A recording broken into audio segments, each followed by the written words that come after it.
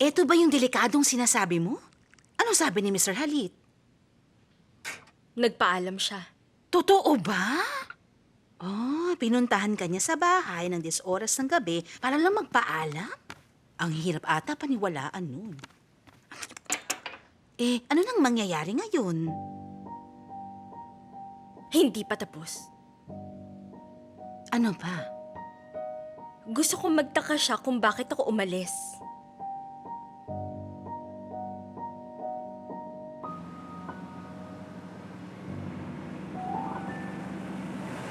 Naabala pa kita, Mr. Alejan. Hindi ka dapat palakad-lakad lalo na sa gabi. Sir, pwede bang...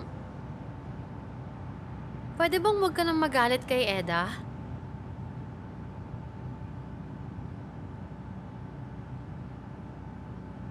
Ano gusto mo? Bigyan siya ng medal? Di naman sa ganun, pero sana kalimutan niyo na yung nangyari, sir. Hindi ako madaling makalimot, Zainab. Patawarin mo na lang siya, Mr. Alejan. Pagsabihan mo na lang.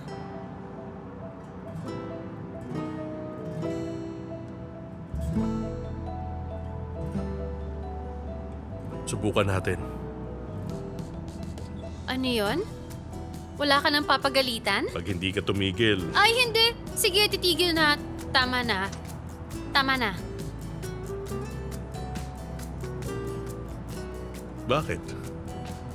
Wala. May naisip ka? Sabihin mo. Wala. Napansin ko lang na ngumiti ka. Nakakatawa lang na malaman na wala palang problema yung mukha niyo, sir.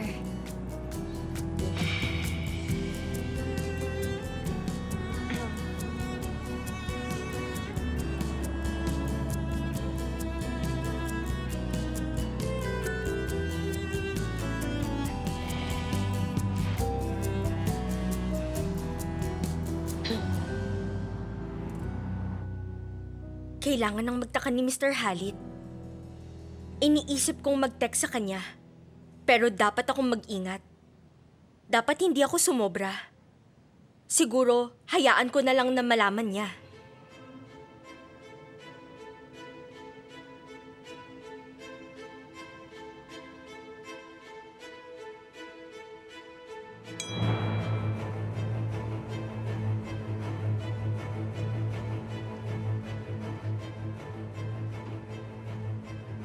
Magandang gabi. Sana hindi kita nagising.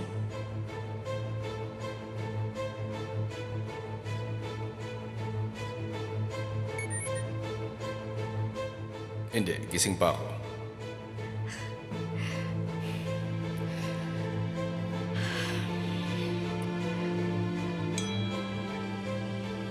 Mr. Halit, magulo ang isip ko. Hindi ako mapalagay. Galit ka ba sa akin?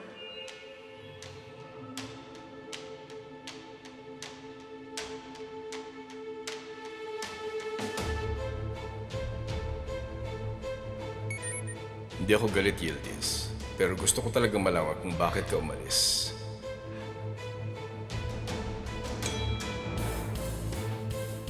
Hindi pwede, Mr. Halit. Please, wag niyo akong pilitin, pero wag kayong magagalit sa akin.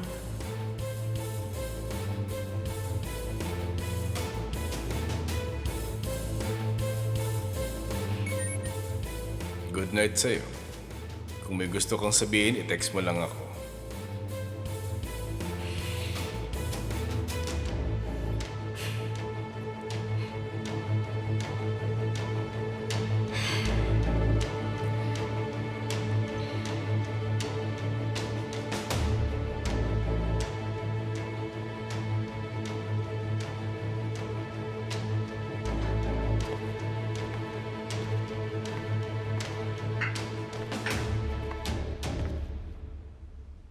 Kamusta ka? Di pa tayo nag-uusap. Ano naman sa'yo? Masama bang magtanong? Napakasungit mo naman. Iniisip kong magpa-brunch party bukas, bala kong yayain si Yildiz.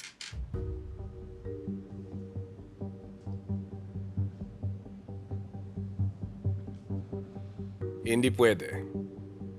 Busy kami bukas. Kailangan ko siya. Sige, hahanap na lang kami ng iba. Pero, masaya ka naman sa kanya, di ba? Mm.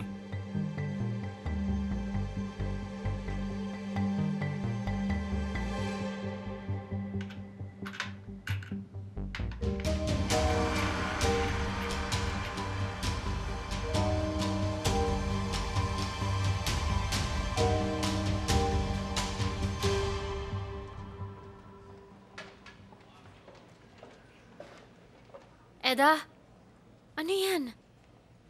Sa tingin mo, nag-iimpake. Bakit nga? Nilipat ako ni Mr. Alihan sa Ikiteli. Ha? Paano nangyari yun? Di ko alam.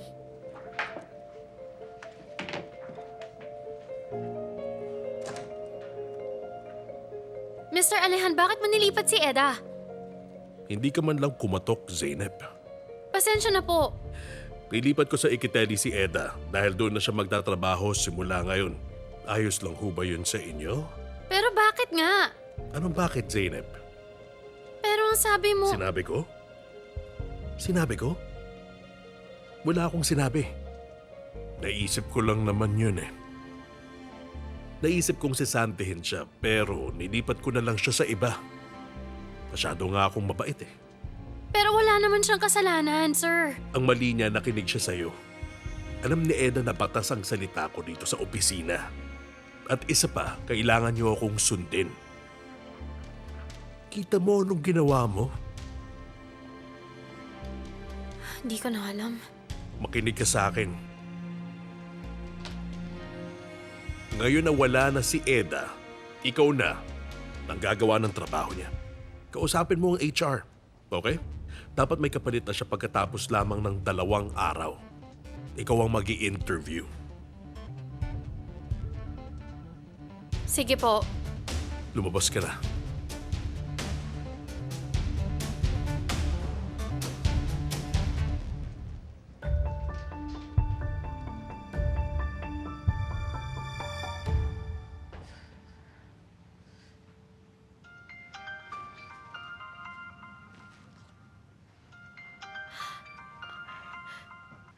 Bakit po, sir?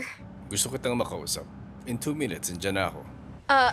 Sige, palabas na po ko ngayon. Sige.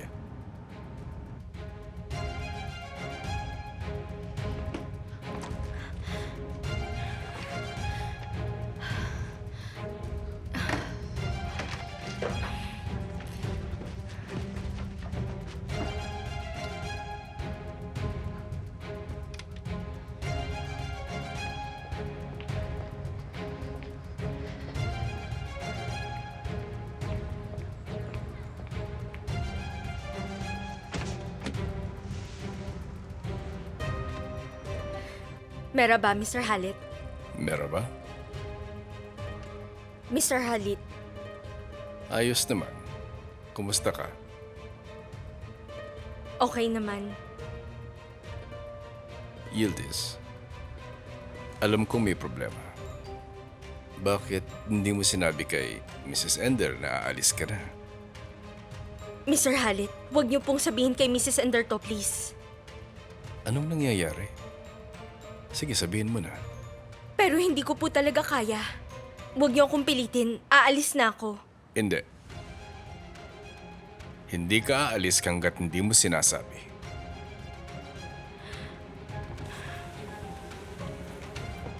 Sitki!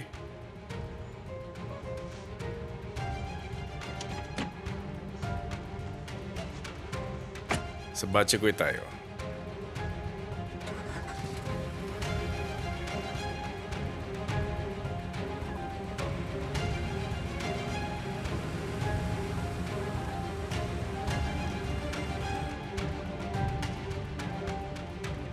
Yildiz, alam ko. Alam ko na may nangyari. Matutulungan kita kung sasabihin mo lang ang lahat sa akin ngayon. Hindi ako nag-aalala para sa akin. Sino inaalala mo? Para sa'yo. Ako? Hindi mo kailangan mag-alala. Ayokong makaramdam ka ng lungkot, Mr. Halit. Yildiz, huwag mo akong alalahanin. Nakikinig ako. Naintindihan mo?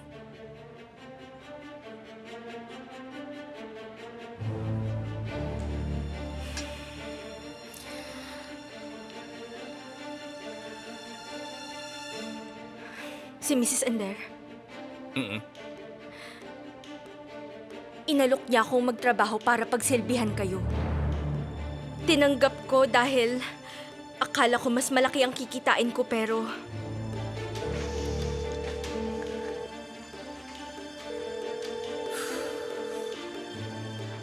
Sabi ko sa kanya, i-update ako. Di naman sumasagot.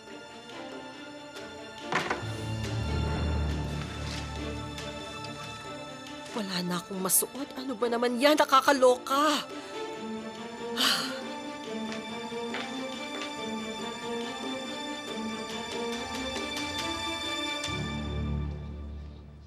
Sitki, halika.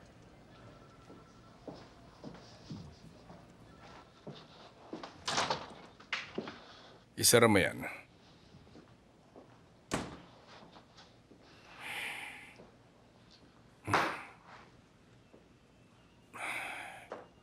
May papagawa ko sa'yo. Ano po yun, sir? Sundan mo si Mrs. Ender. Alamin mo kung kanino siya nakikipagkita at sinong kausap niya sa phone. Hindi naman siguro yun mahirap. Pulis ka noon. Sir, madali lang yon. Pero kailangan ko ng tulong mo. Anong tulong, Sitki? Sabihin mo lang. Kailangan kong buksan ang cellphone ni Mrs. Ender. May i-install tayong program para matrack natin kung sinong makakausap niya. Huwag kang mag-alala, hindi naman niya malalaman. Sige. Gaano katagal mo kailangan ng phone? Mga 2 oras. Isosoli ko rin agad sa inyo yung telepono. Sige.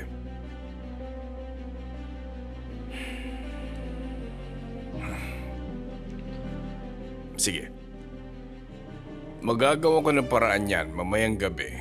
Tatawagan kita. Sige, sir. Sige, makalis ka na.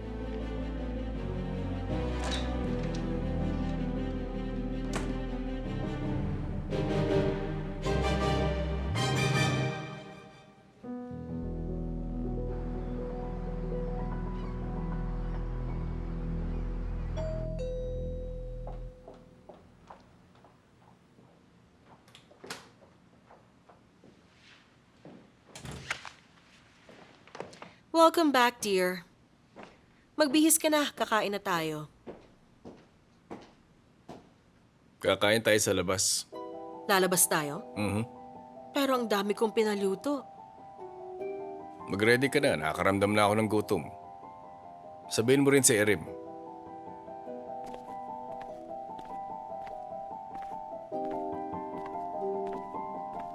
Aisel!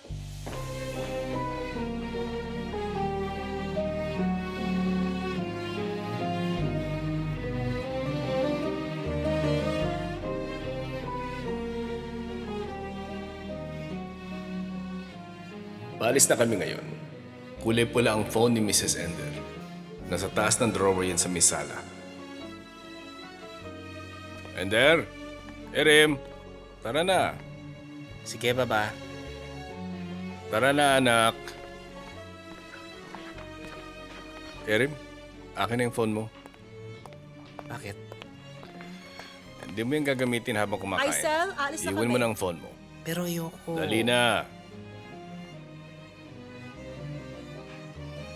Iiwan din lang sa amin.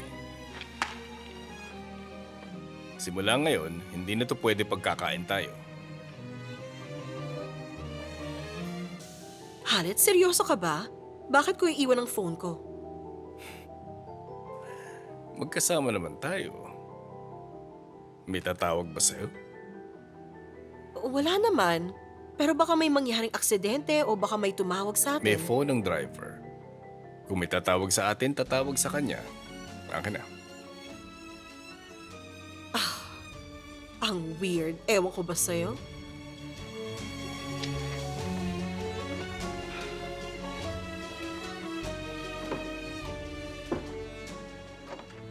Tara na. Enjoy natin ang dinner.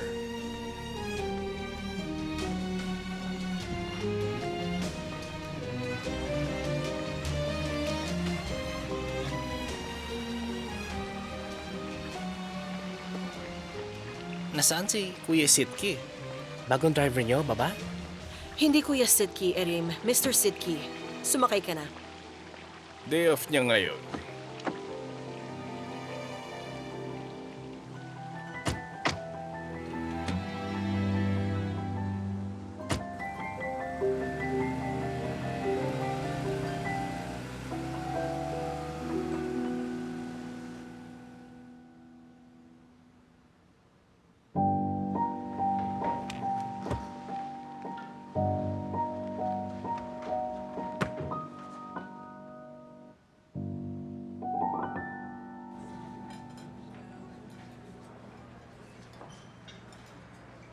Erem, nagsimula na bang golf tournament?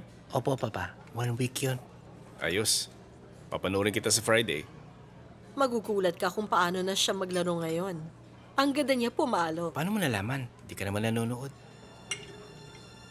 Hindi yan totoo. Hindi lang ako nakapunta ngayong taon. Nakapunta naman ako sa tournament last year. Saka may iba pa namang tournament. Panoorin mo naman ang anak mo. Lagi kang busy sa mga party eh. Walang problema. Pupunta ako bukas. Wala pong laro bukas. Nakasulat yun sa binigay ko. Kung binasa niyo lang sana, malalaman niyo. Binasa ko yun. Sorry, nakalimutan ko lang siguro. Hayaan niyo na, ho. Papunta naman si Baba sa Friday. Okay na po yun. Papa? Pwede niyo po bang agahan ang pagpunta niyo sa game on Friday? Para naman makapag-mall tayo. Meron akong gusto sanang tingnan. Sige.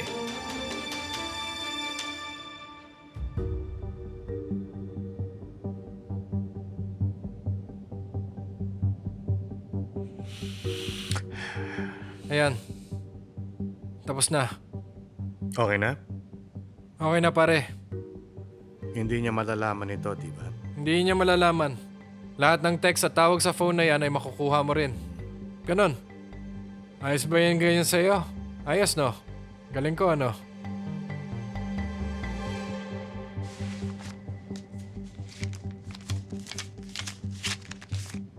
Eto na.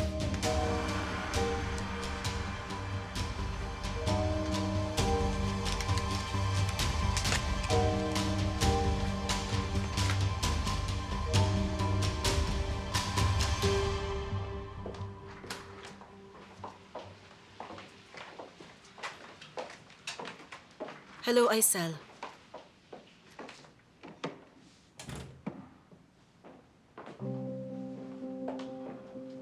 Pagtimpla mo ko ng kape. Sige po.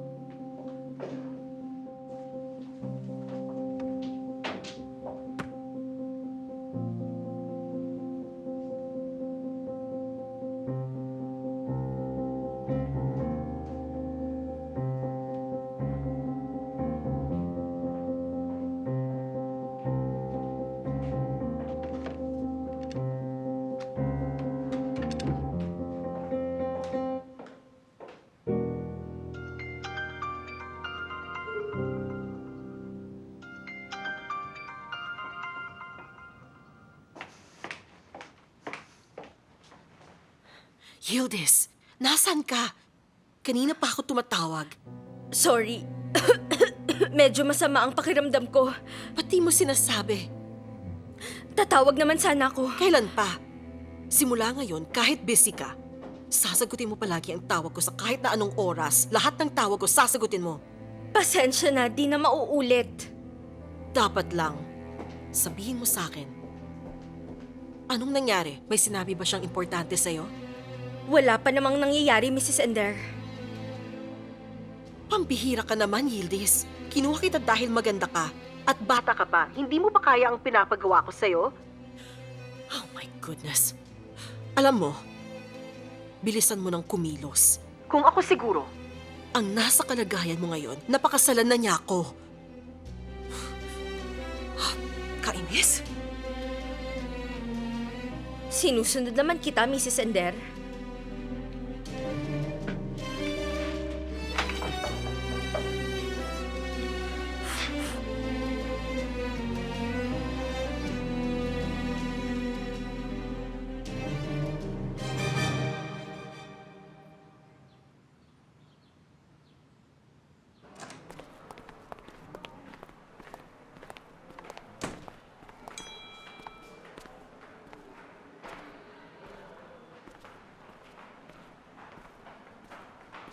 Ngayon?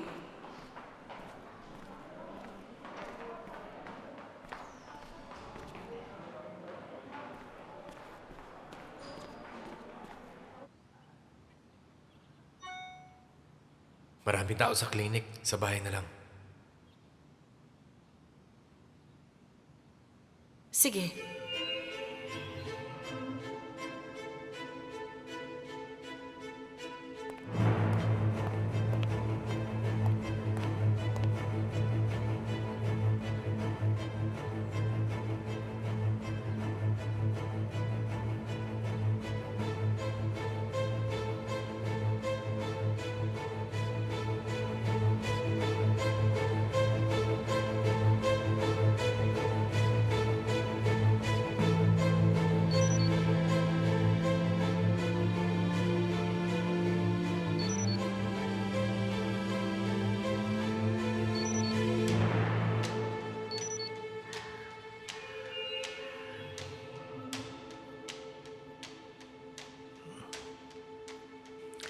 Hello? Hello.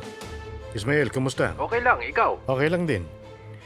Kapag may binigay akong number, pwede mo bang ibigay ang info? Siyempre naman. Salamat. Magte-text na lang ako sa'yo, okay? Sige pare, isend mo na tapos bibigay ko sa'yo. Sige, salamat.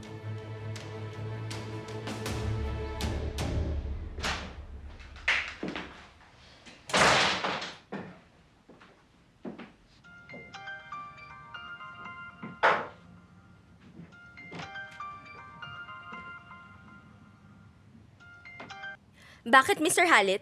Nasaan ka? Sa bahay. Pero kasi, Yildiz, bumalik ka na sa trabaho. Okay? sige. Ingat ka.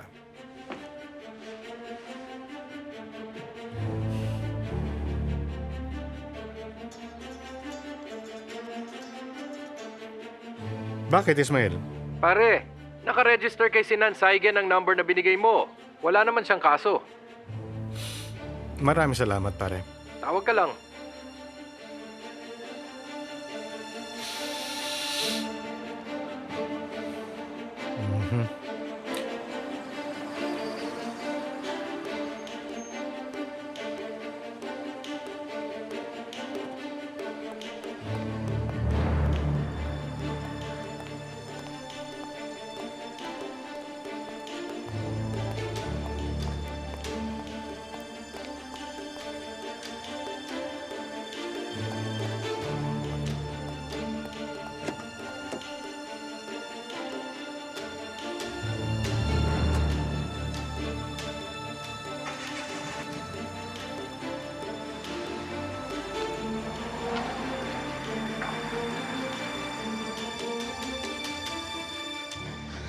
In-email ko na po sa inyo ang mga reports. Ito na rin po ang mga hiningi nyo. Ito po, bukas naman po may meeting kayo ni Mr. Salim. Ayos. Nga pala, pwede mo na bang simulang mag-interview? Opo, may interviewin po ako mamaya. Good. Aalis na ako kung wala na kayong kailangan, sir. Sige na. Opo.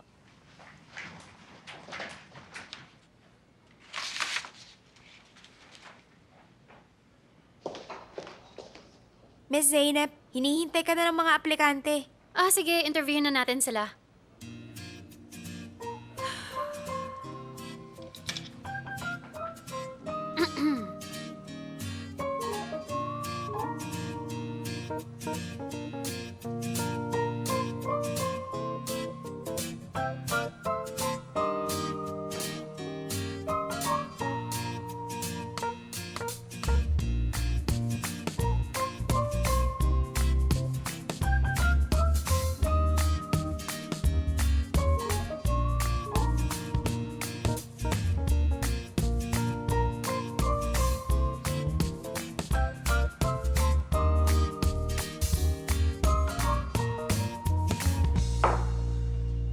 Merhaba. Merhaba.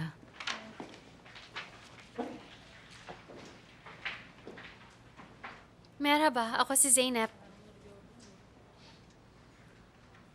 Miss Yater, no? Oo. Miss Yater, nagtrabaho kayo sa isang tourism company dati, pero... Oo, nagtrabaho ako noon bilang isang tea barista. Pagkatapos naging receptionist din ako. High school graduate lang ako, pero mahilig akong magbasa.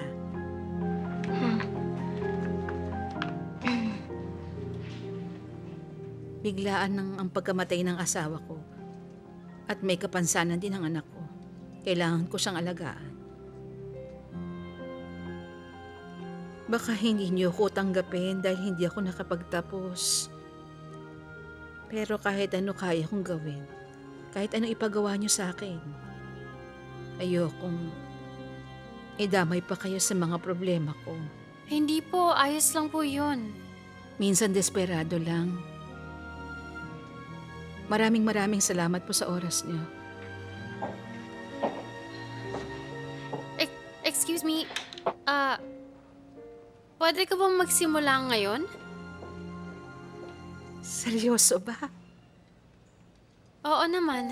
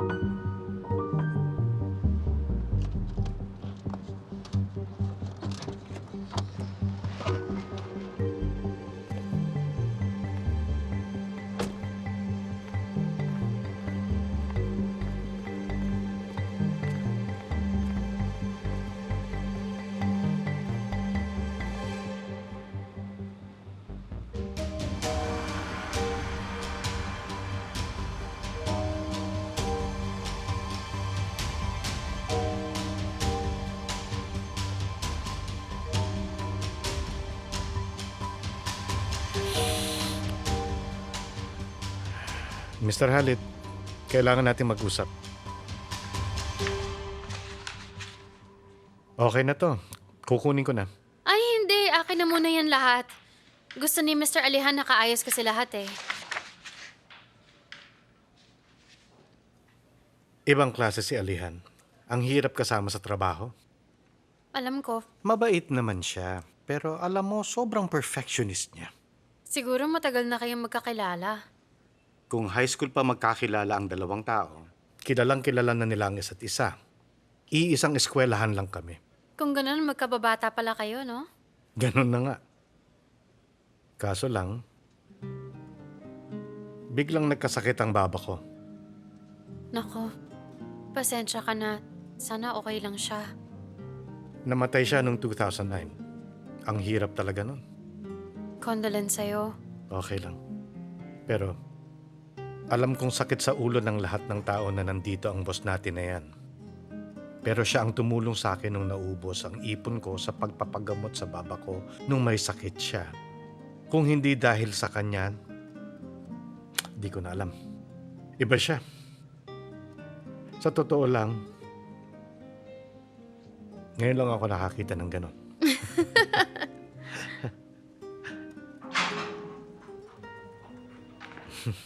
Kung tapos ka na sa ginagawa mo, hihintayin kita sa meeting room.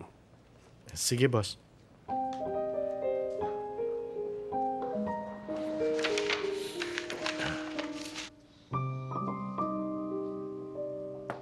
Come in. Mr. Halit, in-inform ko lang kayo na nandito na ako. Welcome. Sa susunod, konsultahin mo muna ako. Sige po. May kailangan pa ba kayo? Wala naman sa ngayon. Yildiz, Ano po yun? Salamat. Walang anuman.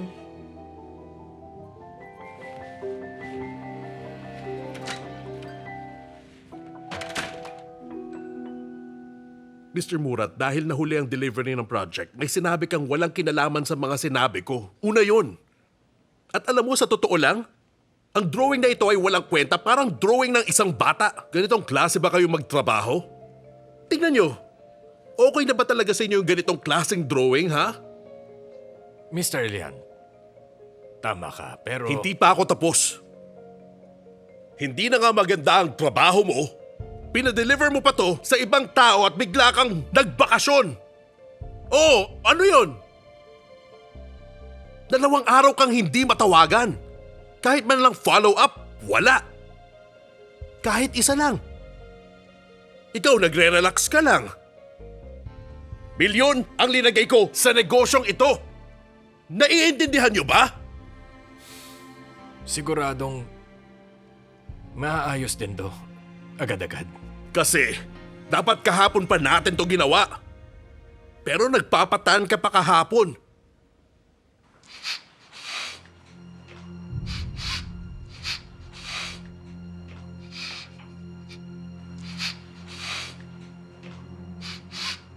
Hindi na maibabalik lahat. Kahit pahimatayin ka dyan.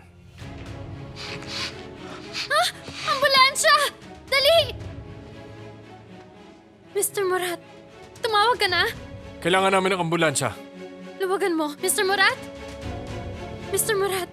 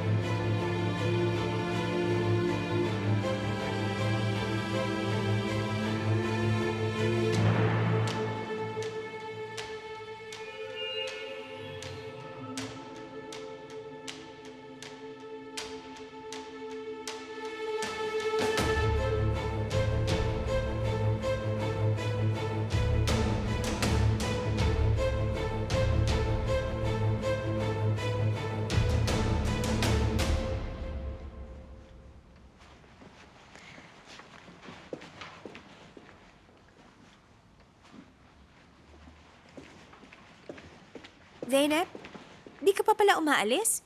Ayoko pang umuwi. Late na umuwi lahat. Nasa opisina pa rin si Mr. Alihan. Gusto mo hintayin kita? Hindi, wag na. Iba naman ang daan ko eh. Sige, ingat. Sige, bye-bye.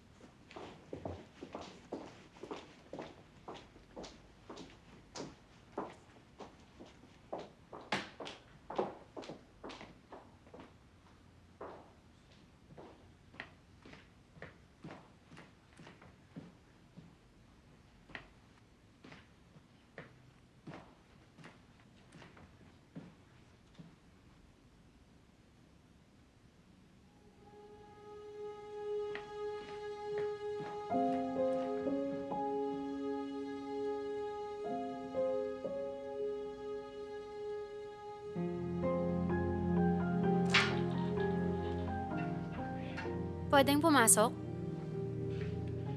Nasa loob ka na, Zeynep. Late na, umuwi ka na.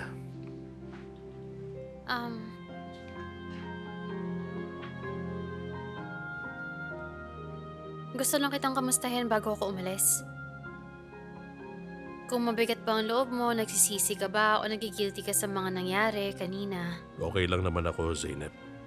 Bakit mo naman naisip yan? Kita naman na matanda na siya. At mabigat. Malakas pa siya manigarilyo. Mangyayari rin talaga yun. Tumawag na ang asawa niya. May ginawa sila sa ugat niya kaya ngayon okay na siya. Alam ko. Sinabi sa akin. Kaya wag mo nang isipin yon. Iyak siya, Mlash. Zeynep. Halika.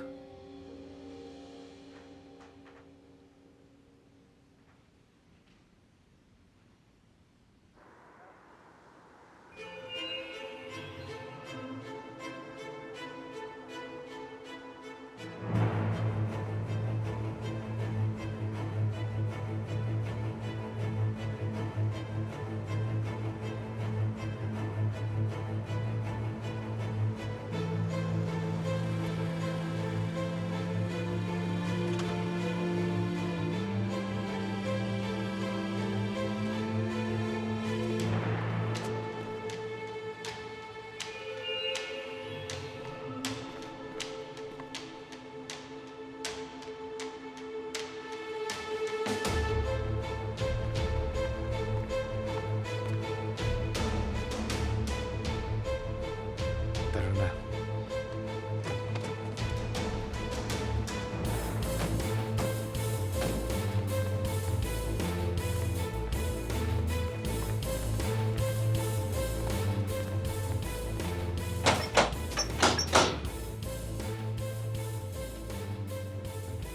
Sino yan?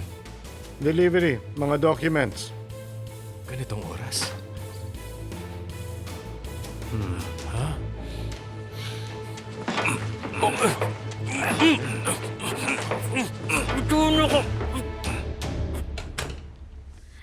Parang ngayon lang kitang nakitang hindi nagsabing ganito ako at nakalusot. Natuwa ka dahil dito. Aminin mo. On behalf of Mr. Murat, hindi. Pero para sa'yo, oo. Sinasabi nila masama raw ang ugali ko. Pwede ko bang sabihin kung paano kayo? Alam niyo yung taong mahilig sa hayop, pero hindi nila inuuwi dahil isang araw mamamatay din ito at malulungkot lang sila? Yung mga ganong klase ng tao, hindi sila nag-aaksaya ng oras para ma-experience yung mga ganong klaseng bagay. Pero ang totoo naman dyan, normal lang namang malungkot at umiyak tulad ng pagiging masaya at pagtawa. Naiintindihan mo ba ako? Eto na naman tayo sa Zeynep Ilmaz Psychoanalysis. Hindi mo madedenay. Pag malungkot ka o anxious ka, ang unang emosyon na lumalabas ay galit. 'Di ba? Palagi naman ganun eh.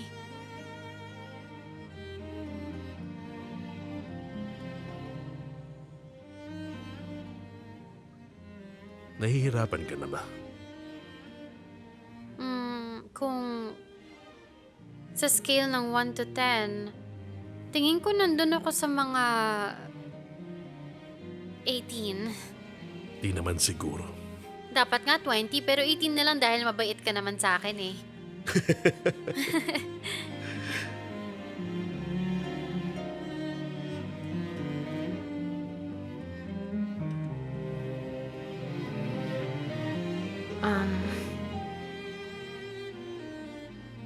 Magiging okay si Mr. Murat. At ikaw rin. Salamat, Zeynep. Wala yun. Alam mo, bibisitahin ko si Mr. Murat bukas, bago umalis. Nagpadala na ako ng mga bulaklak para sa'yo, sir. Dapat may card. May kasama na rin yung card. Sinulatan ko na rin ng get well soon wishes para sa kanya. Mabuti naman at nasasanay ka na sa akin. Sabihin na lang natin na kilala na kita, Mr. Alehan. Wala pa to, Zainab. Yak, Yak, Shalmar. Shamrash.